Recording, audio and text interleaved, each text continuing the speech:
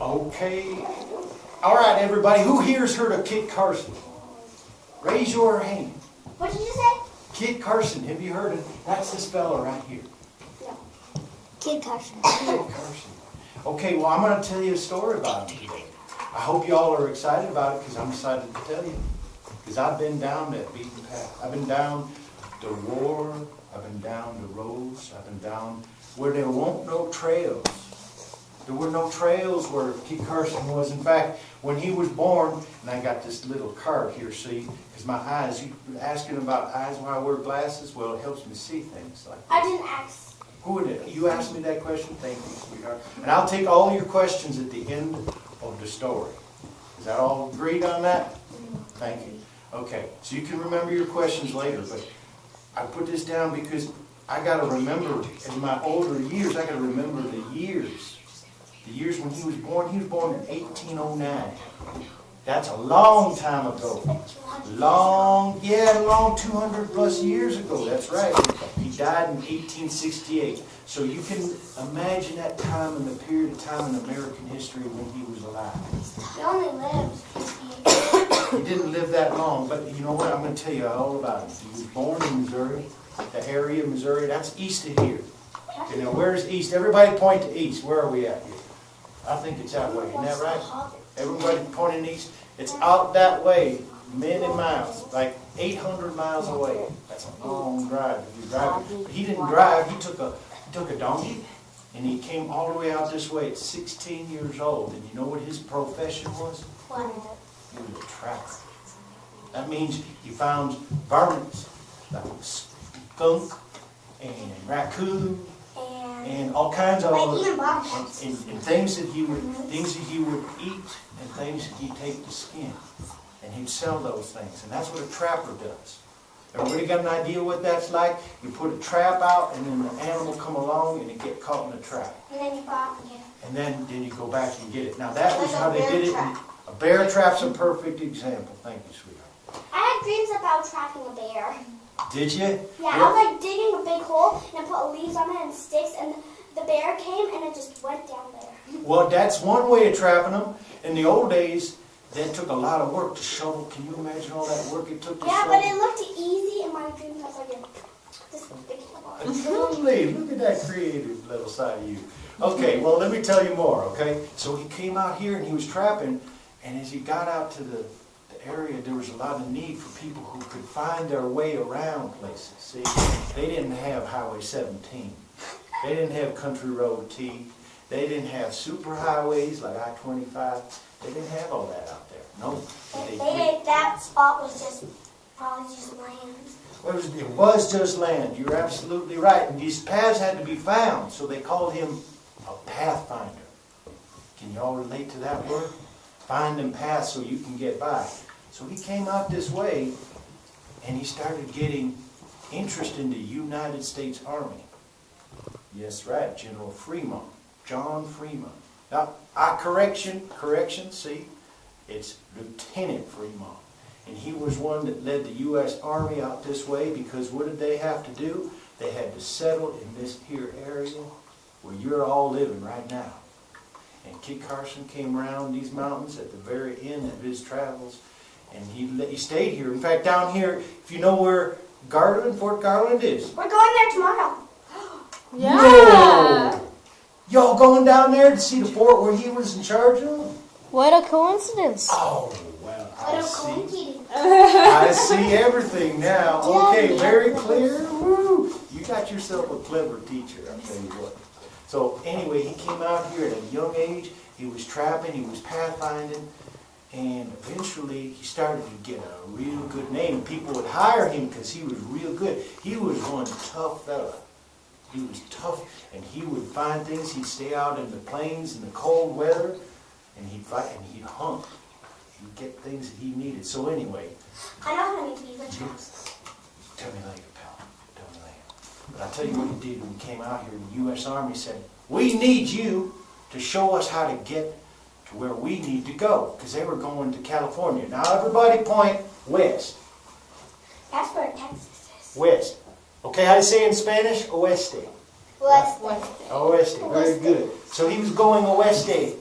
to California because John Fremont, the lieutenant, he needed help getting out that way.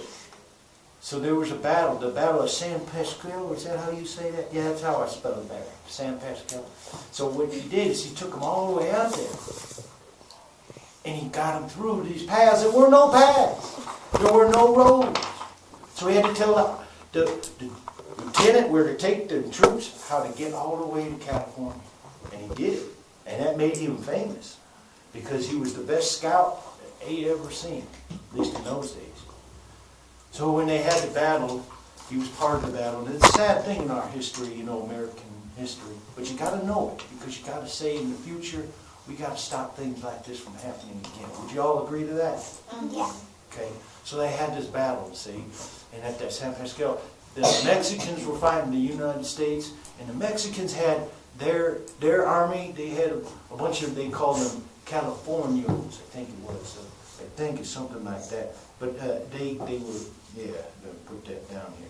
Anyway, the Californians, they called them Californios, and then they had a bunch of the U.S. Army Marines and the U.S. Army troops, and they had some civilians. It's a very rare part in history because that was when all kinds of Americans were part of that fight. And they fought it out. And one said they won, and the other said they won. Americans said they won because the Californios, they all left the scene. There was a lot of fatalities. And fatalities mean they were killed. That means that they died. That's right. So that's what that word means. But I'll tell you what happened after that. He had to send a message out to the U.S. government. So how does he do that? He had to get all the way up the coast and go all the way to Washington. And that was no one ever did that before on the American side. So he got the message to Washington State, that area up there. Washington, well, I should say Washington, D.C., but he got the message out. So he went all the way across the country. He went, you know how far that is on a horse. And he used to be a courier, too, because he'd be the one. Now, courier is a word we use when you deliver messages. Now, everybody kind of get an idea about that, messages. And these days, we get letters in the mail, we get email, we can call on the phone, but they didn't have that back then. They had to travel on the horse all the way out to the place. Isn't that a long road? That's a long way. Just to even send like one thing on Facebook, like all the parents do. He had to confront more Indians, because Indians in that time weren't too friendly. Some of them were. In fact, when he was in his younger years, when he came out here, he made friends with the Ute Indians. Everybody hear about Ute Indians? You live in Ute Indian territory, actually. Years ago, yeah, you got some hands here know what the Ute Indians used to live here. And he also he became friends with some of the Apache tribe, and he actually became well known in some of them little circles, you see, in the tribes. And he married one of the Ute ladies, and he married one of the Apache ladies.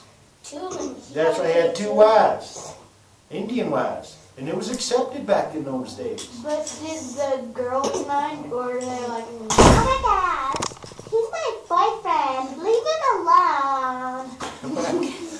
Well, I don't think they had quite that attitude, see, because it was a bit different. They didn't talk like that either, I can tell you.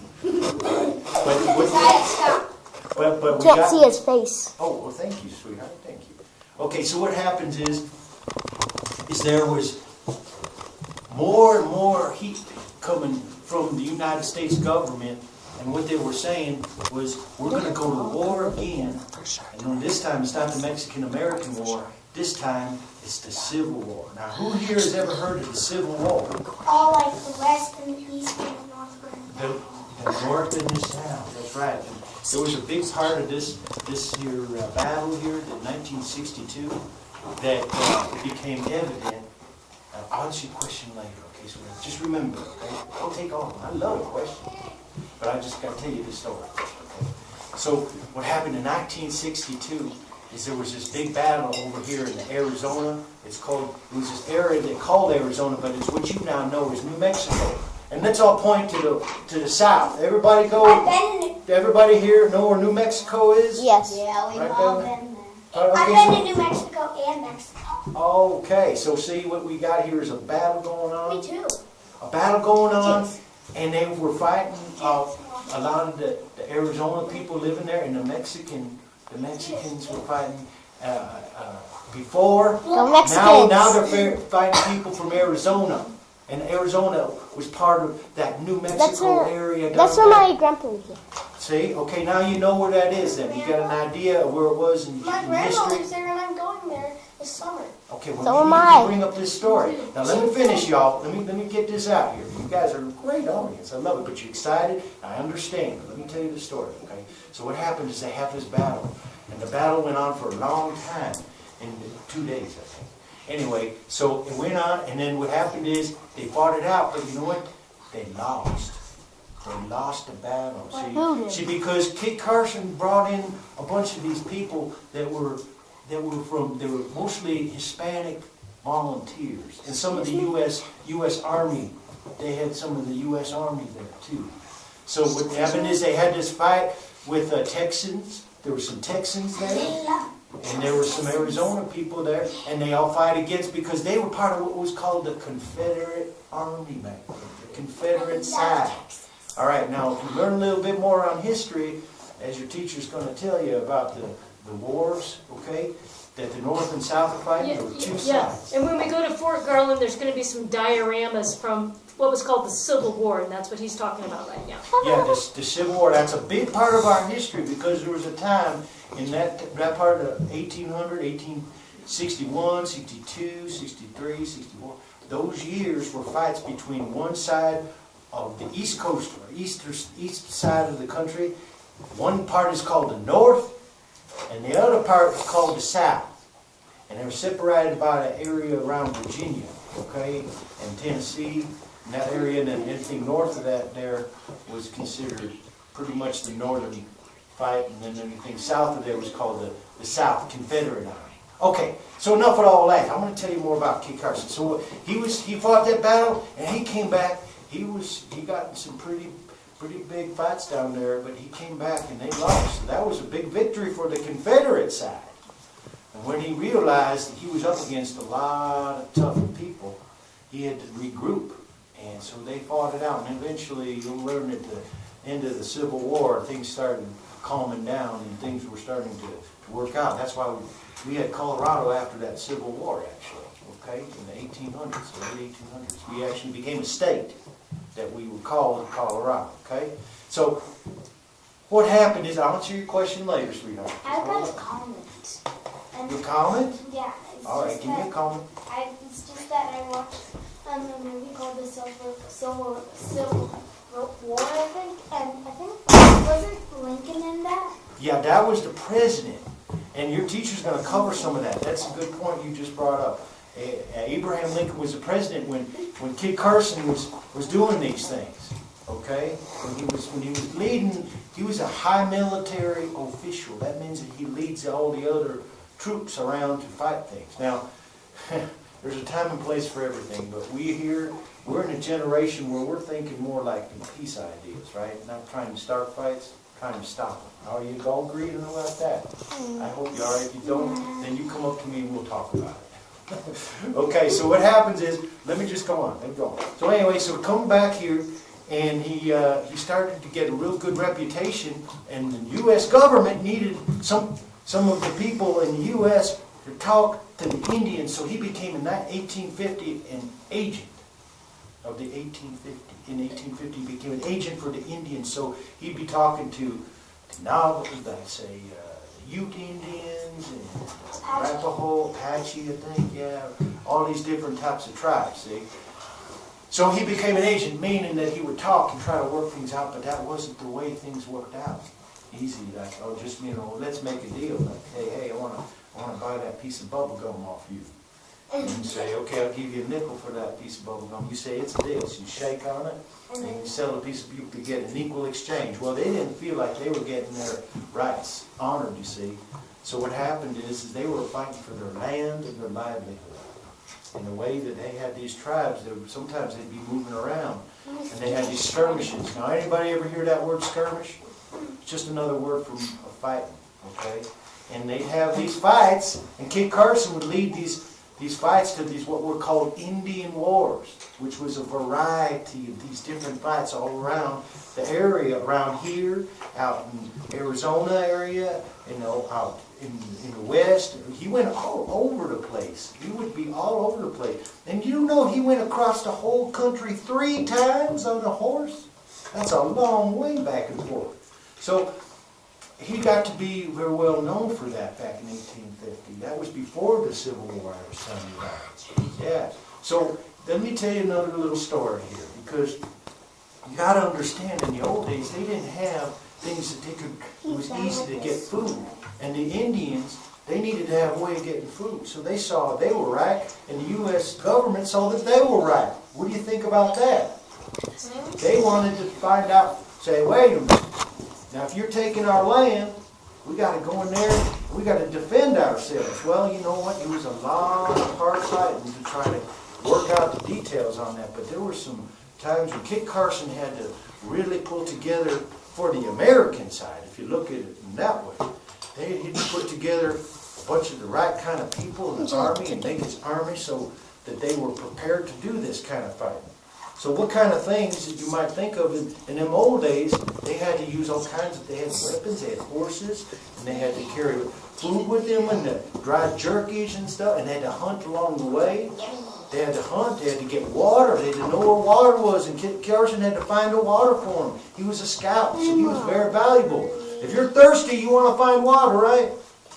If you don't know where water is, you're not very good. You don't. Nothing else seems to matter when you're thirsty and you don't have no water. That's right. So here's what happened. Here's what happened. Kit Carson. I'm going to tell you another one that I just want to give you a little idea that after he started doing this fighting, he started to get well known, and some of the Hispanics. Now everybody here know what that word means. Yeah. Okay, that's basically people from Mexico, the Spanish and the Indian tribes there, they mixed together and they came out with the Hispanic people. And then they all, basically lived in that area, but some of them moved out this way. And the people that lived in the Arizona area were like northern parts of Mexico. It was part of their territory at one time. That's when Kit Carson was doing the scouting. Ask me a question afterwards. I was born in Arizona. Okay, you were? Well, that's pretty cool. Well, we'll talk to you a little bit about Arizona, too, because I got some stories about Kit Carson in Arizona. When they came all back here, he married another woman, and her name is, I'm going to read this real slow here, Josephina Armijo. Okay, and in those days, interracial marriages were accepted. They were more like part of life, you see, because you got the people that were coming from the East, that were mostly from places in Europe, they were called white people, and they had the Hispanic people from Mexico, and they had them mixing. So this was a normal thing that you had, mixes of different races at that time. In fact, it was part of survival too, because they kind of depended on their knowledge base, So he married this woman. It was very an important type of marriage, because it brought the United States, it brought the white people into the culture of the Hispanic people. Can you all kind of see what that's about? Bringing people together when they're married, they're bringing different ways of living in their culture. So when he had now 3 wives. Wow. 3 wives that time. And when you go down there tomorrow, I want you to look up on the wall, because there's a picture of her and him together, and their children there too. Y'all looking forward to seeing those pictures? But didn't the first one die? Well, the baby did, yeah. Oh. Yeah, that's right. Boy, that's part of history. Boy, that's pretty amazing that your teacher knows you do her homework, doesn't she? Oh, that's great. Okay, so anyway, what I wanted to tell you about this, though, with Kit Carson, I'm going to show you some pictures in a minute, but this is the way he looked, okay? This is the way they dressed in them days. And he was one of the only high-ranking officials in the United States Army that was illiterate. Now, you kind of think of that word, what you're learning about reading and writing and things like that? Well, guess what? He couldn't read or write. Very little, very little. He signed his name and had to have someone else read for him. That's because he was raised, he didn't have the education you all have. Now, don't you feel privileged to get that kind of education? I want to see some nods here. I want to see some nods here. You all feel good about that? Yeah. Okay, cool. All right, so one more thing I wanted to just let you know is he died. Let me look on my little card here and see what year he died. 1868 is when he died. That means, how old was he? You were telling me, how old is that? How old is that when he died? If he was born in 1809. 59. We got a winner. Well, okay, let's add that together. Now, if it was 1809 and they died in 6859, this guy's just got math about him. That's a good job there. Okay, so he was 59 years old. All right? Now, one night, I got some stories that my ancestors were telling me, and I'll just tell you a couple of them. Is that one time he was in camp, and the Indians, they came around, they killed one of his friends. That's right. In them days, they were fighting a lot in these places around. So what did he do? He hunted them down, and he did not, he was, do you know what the word ruthless is? Ruthless? Yeah. That means that they'll stop at nothing. That's what that means. And he did, and he was a tough guy. You got to know that there's some people in our history that were really tough people. They lived under some pretty harsh conditions. So what he did is he hunted them down. And when he looked, and he wouldn't stop. He had a stubborn streak about him. He wouldn't stop, and he did find them. But I got to tell you something, and it's something I'm not real happy about telling you, but he found them and he killed every one of them Indians that were in there. He didn't know which one to kill them. But you got to know something about, we got to change our attitude about this. That's why we got ourselves a justice system. And hopefully we can use it to the best of our ability. So I want to give you youngins the idea that we have the ability to change things. And I want to make sure that I get all your questions in here. So if you have any questions about stories too, I'd love to tell you more. But right now, that's all the time I got for the story right now. So, but let's have your questions. I know you had a question, you had a question, you had a question. Who should I take first? Who raised their hand the highest? Oh, well, this guy's got it here. Okay. What's your question?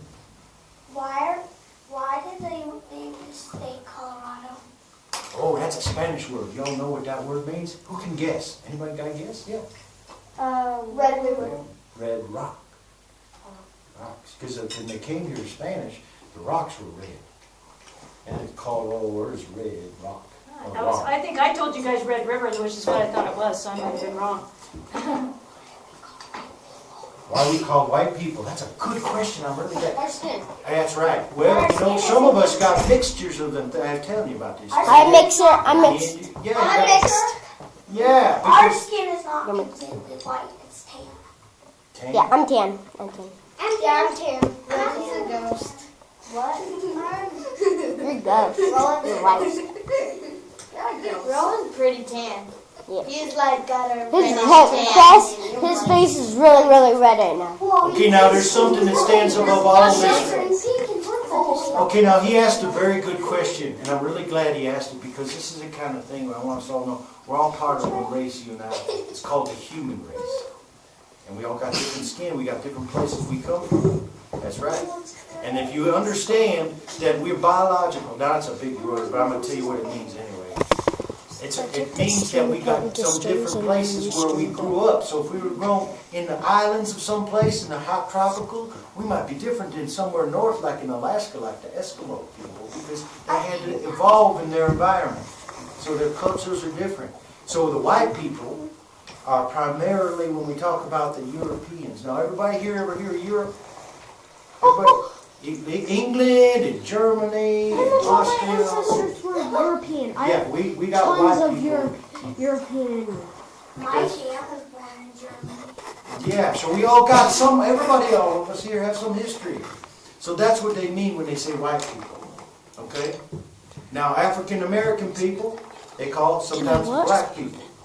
Red people sometimes are called Chinese people. Or yellow people. Sometimes they call them. Red people are sometimes called Indian people.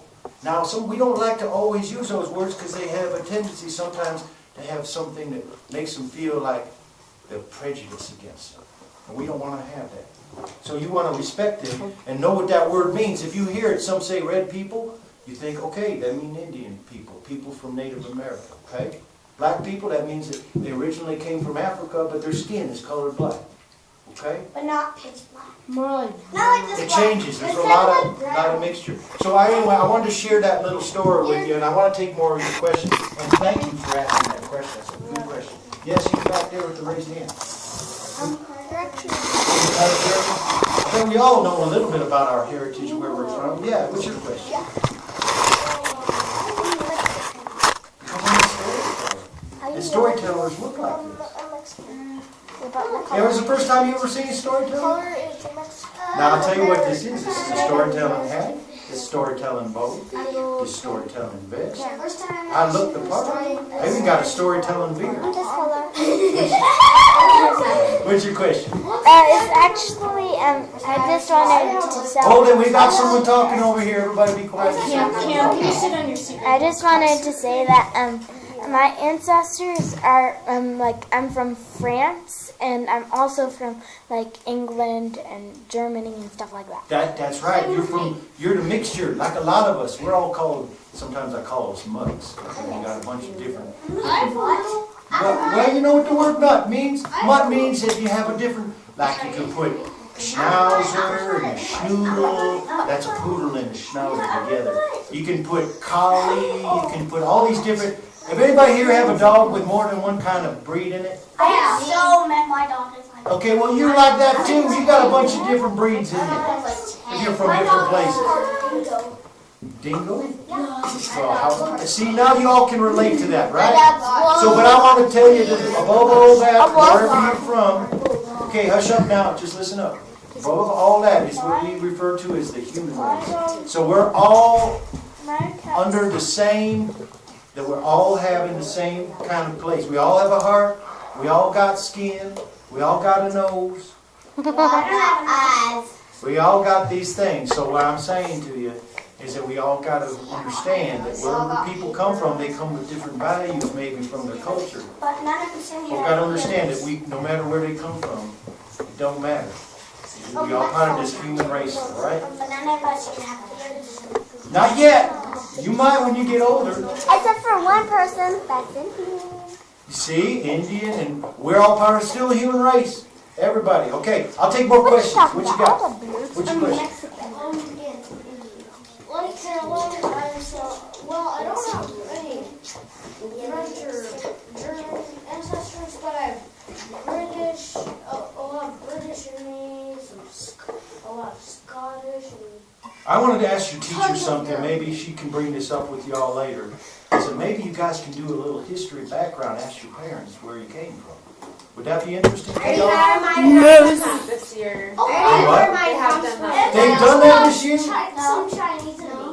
Yeah. Chinese, there you go. See, all of them. All right, one more question for you. Yes, what you got? You know how you were talking about the war or whatever? Yeah, war.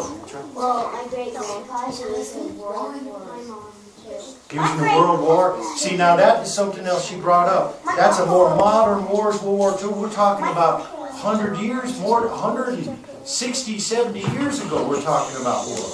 Okay? I have my So, uncle was in This one's a modern war, so they didn't have the kind of things that you're hearing about war. All right, I tell you what, those are part of history, but we don't want them in our world because if they're fighting, and then we got all kinds. You end up with all kinds of sadness and all this. So I hope that you all kind of get that from me. That's one of the biggest things I talk about when I talk to y'all, because I don't like wars, and I don't ever want to have any more wars. That's why we don't need to go. Okay. So let me show you a few pictures of what it looked like back then. Can y'all relate to this? Look at that there. And you all look at that picture? That's a street. That's a street. One of the places Kit Carson went down. Well, now this here's a little village street, okay? That's just a little village street. You see how the houses are like that? They're adobe and like that. Okay, that'd be like a house. He'd go and he'd sometimes stay overnight in places like that, overnight. And see this one's called Gone Fishing. I like that one. There's some Indian couple right there. They're going fishing. I think that's a pretty good one. I like that picture. Okay, we got another one. No. Pardon me? Sorry. Oh, okay. Okay, so, and then I brought this up in the book because it says youths must go. Okay? Back in them old days. Can I see? Yeah, sure.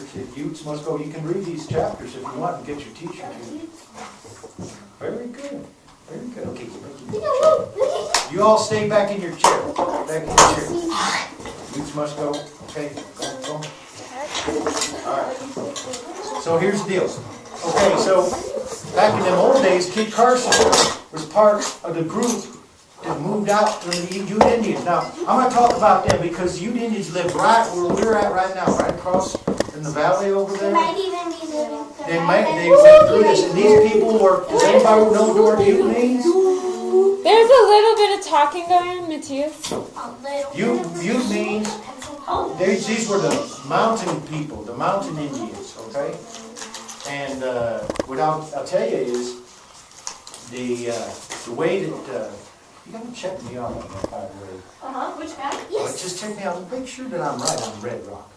Oh, okay, Colorado. Make sure I'm right. Sure, I can look it I up. think it is, but that's me. Sometimes if I get anything wrong, I want everybody here to know that they can challenge me on any of my history, okay? If you got a question about history, you ask me a question. You can challenge me on any of that, okay? That's what I'm here I for. see you at the grocery store a lot. Yeah, well, hey, I eat too, just like you. Okay, so here we go. Okay, so anyway, the Utes must go, all right? So if the Utes must go, that means that they had to move them out of their homes, and then they were getting people to settle.